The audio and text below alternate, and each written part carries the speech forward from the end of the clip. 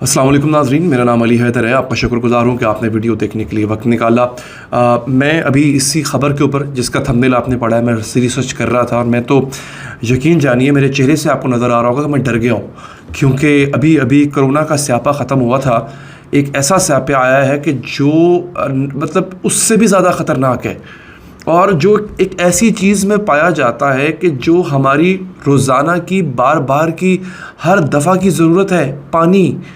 मतलब पानी के अंदर एक ऐसा जरासीम पाया जाता है कि जो खुदा न खास्ता हमारे अंदर चला जाए तो 15 दिनों के अंदर मौत वाक़ई हो जाती है। और इसका जो फर्टिलिटी रेट बताया जा रहा है, यानी इसमें रिकवर होने के चांसेस जो हैं वो सिर्फ 3% है और मौत के चांसेस 97% है।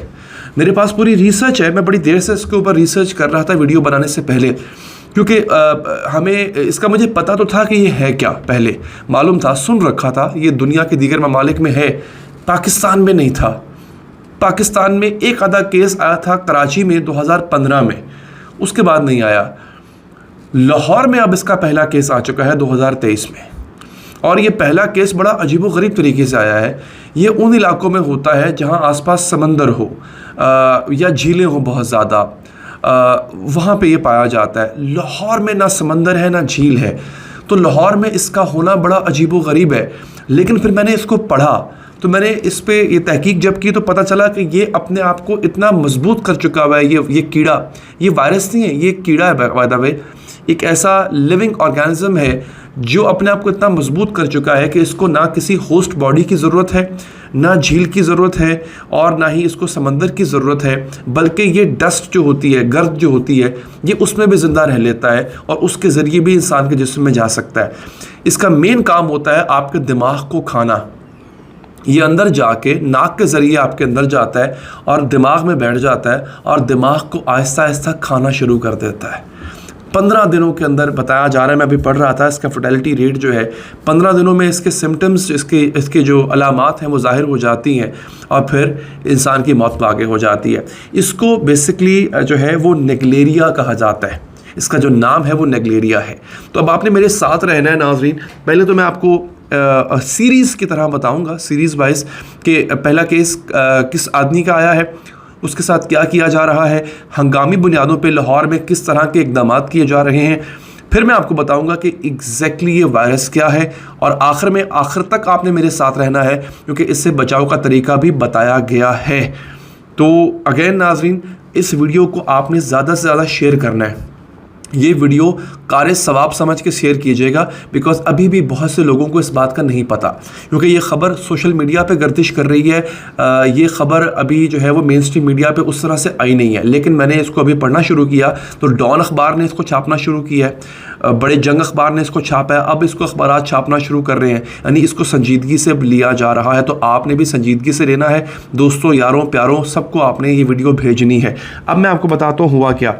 इछरा का रिहायशी एक आदमी है, नाम उसका डिस्क्लोज मैं नहीं कर सकता और किया भी नहीं किया। उसको अचानक से ये तकलीफ़ होना शुरू हुई, उसको सर्विसेज अस्पताल ले जाया गया, वहाँ पे इसका मुआयना किया गया। शदीद सर में दर्द है, शदीद दर्द है और बुखार बहुत ज़्यादा है इस आदमी को ना। टेस्ट किए गए 2-3 तो पता चला इसको नेग्लेरिया है। फौरी तौर पे उसको आइसोलेट करके इस आदमी के ऊपर टेस्टिंग शुरू कर दी गई है। इसका इलाज तो जारी है, लेकिन उसके ऊपर जो है ना, उसके टेस्ट जो हैं वो किए जा रहे हैं और मेन रीज़न पता लगाने की कोशिश की जा रही है कि लाहौर में ये आदमी कैसे आ गया। क्योंकि इसकी जब ट्रैवल हिस्ट्री पता की गई तो इसने पिछले कई सालों से कराची का विज़िट नहीं किया है, क्योंकि बेसिकली ये जो बीमारी है ये कराची से इसका आगाज़ हुआ था। कराची में एक आधा केस इसका आया था और वहीं पे इसको रोक लिया गया था, तो कराची भी इसने ट्रैवल नहीं किया, लिहाजा इसको ये बीमारी लगी कैसे। नाजरीन, ये बीमारी लगती इस तरह से है, इसके बारे में बताया गया। हाँ, मैं आपको ये बता दूं कि ये अपनी अलामात ज़ाहिर होने से 1-2 दिन पहले DHA लाहौर में अपने दोस्तों के साथ था, तो DHA अथॉरिटीज़ को भी खबर कर दी गई है, उन्होंने भी छानबीन शुरू कर दी है। अब उन्होंने किया क्या है, जितने भी स्विमिंग पूल्स हैं जिनमें वो क्लोरीन नहीं डाली होती या कम क्लोरीन की मिकदार इस्तेमाल की जाती है स्विमिंग पूल्स में, या उनकी ट्रीटमेंट अच्छी नहीं होती है, उनकी इंस्पेक्शन की जा रही है स्विमिंग पूल्स की, तालाबों की। उसके बाद वो ये जो वाटर ट्रीटमेंट प्लांट्स होते हैं जहाँ से आप लोग पानी भरते हैं, वहाँ की ट्रीटमेंट उनकी इंस्पेक्शन की जा रही है, क्योंकि ये पानी के ज़रिए इंसान के जिस्म में दाखिल होता है। अच्छा, एक और ज़रूरी बात, ये पानी पीने से दाखिल नहीं होता आपके जिस्म में, पानी पीने से दाखिल नहीं होगा, ये होता है आपके नाक के ज़रिए। अच्छा, अब मैं यहाँ पे रिसर्च कर रहा था, तो गोरों ने जो रिसर्च की हुई है वो तो कहते हैं कि ऐसे पूल में मत जाएं कि जिसको अच्छी तरह से मेंटेन नहीं किया जाता, जिसमें क्लोरीन की मिकदार, एक ऐसा केमिकल होता है जो स्विमिंग पूल में, तालाब में डाला जाता है, ये पानी को साफ़ रखने के लिए होता है। तो बेसिकली उसमें क्लोरीन की मिकदार अगर कम डाली गई हो, उस स्विमिंग पूल में मत जाएं।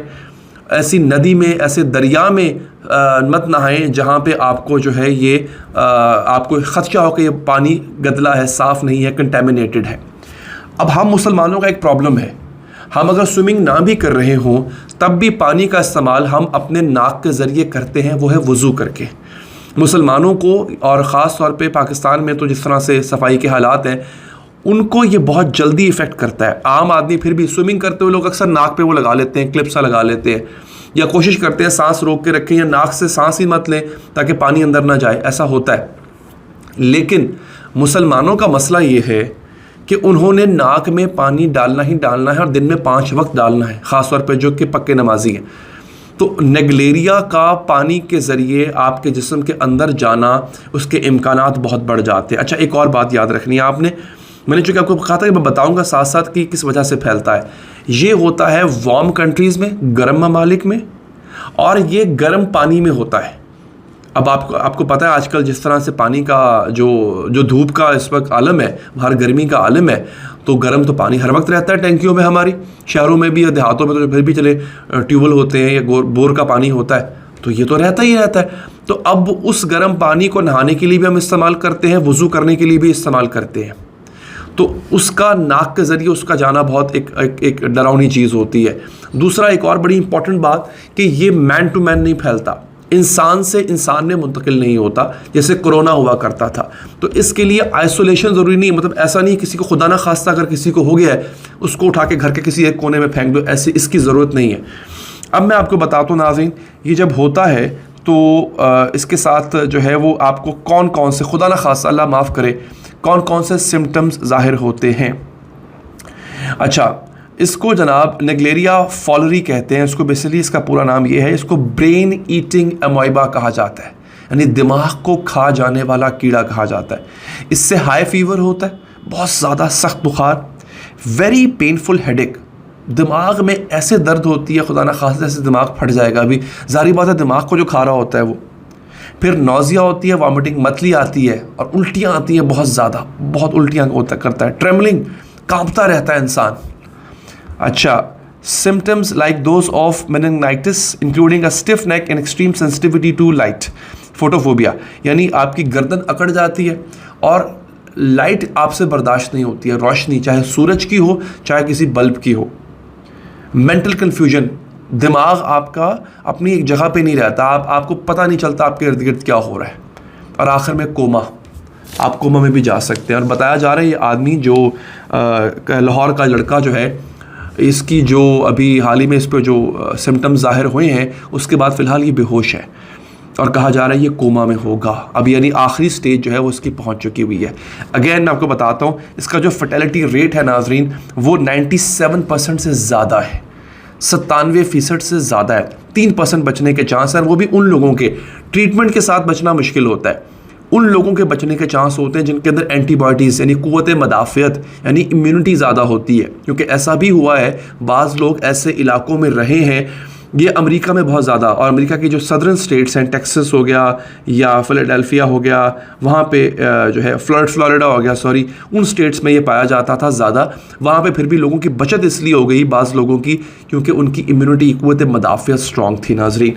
तो अभी फ़िलहाल एक मैं बड़ा इस बारे में कंसर्न हूँ कि हमारे बच्चे, आप खुद लोग, हमारे देहात के लोग जो ट्यूबवेल्स में नहाते हैं, या फिर आप यूँ कह लें कि स्विमिंग पूल्स का जो गर्मियों में आजकल नहरों में बहुत नहाया जा रहा है, बहुत ख्याल करें, कोशिश करें कुछ अरसे के लिए, जब तक कि पता नहीं चल जाता कि ये किस चीज़ से, किस वजह से फैल रहा है, लाहौर में ये कैसे पहुंचा ख़ास तौर पे, और हो सकता है ये बाकी शहरों में भी पहुंच जाए। तो आपने बहुत ख्याल करना है। कुछ अर्सा इन स्विमिंग पूल्स का, नहरों वहरों का रुख मत कीजिए, बहुत ख्याल कीजिए। अलबत्ता मुझे ये समझ नहीं आ रहा कि वज़ू किस तरह किया जाए, फिर ये मेरी समझ से बाहर है कि इस चीज़ को कैसे प्रिवेंट किया जाए।